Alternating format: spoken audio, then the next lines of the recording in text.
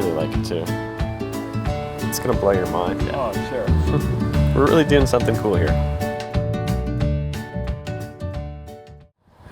In the same way that our mind has all sorts of noise, what we associate with our mind, our senses also can get a certain amount of noise or distortion. And by kind of going on a sensory fast, you allow your senses to reattune to more the natural rhythm of your nervous system, so you can perceive things fresh.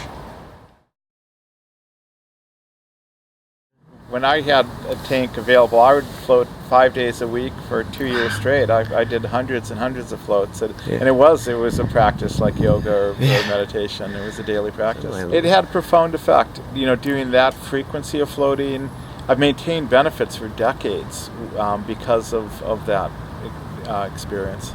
Without that, I don't think I would be in the same. I know I wouldn't be in the same place. The longest I've ever been in isolation, maximum isolation, flotation tank has been 24 hours. And Wait, you've been in a tank for 24 hours? Yeah. Yeah.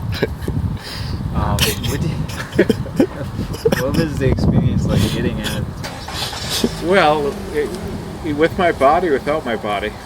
It's easy to have an out-of-body experience when you're in a flotation tank for a prolonged period of time. You're not sure if you're in the tank, where you are in terms of being in a dream or being in the tank or being in different states. Can be timeless, yes. But afterwards, I just felt so revitalized and very perceptually cleansed. Both. Yeah. I've definitely had my share of adventure, and I love to travel.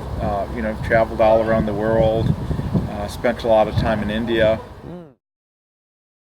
I was drawn to India. I was reading about Gandhi and nonviolence, and I loved the writing of Gandhi, and I just thought, what culture could produce a human being like Gandhi? So that was kind of what really pulled me, and I studied the local language, the history, the culture, and yoga. That was really so transformative to be introduced to yoga and meditation and a whole new culture, a whole new way of seeing things. It felt like I was time traveling. 30 years ago, India was really not just a different geological place. It was really like going back in time. I mean, everything was so different than the United States.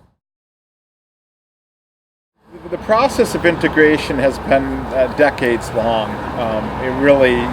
I've almost lived parallel paths for about 10 years when I first got back. So I was still practicing yoga, still practicing meditation, getting the opportunity to float and being involved with flotation centers really allowed me to keep a strong internal practice. Getting involved with flotation when I first got back from India was key.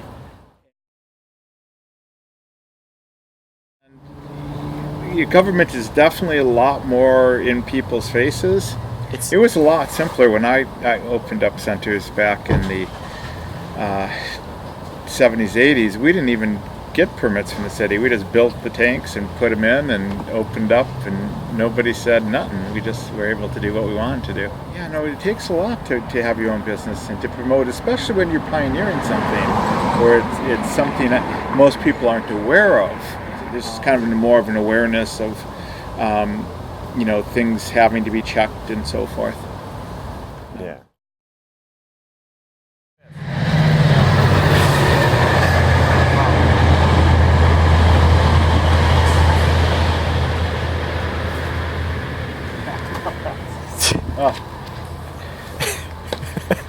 Is that making you uncomfortable? No, it doesn't make me comfortable, but it's the contrast experience.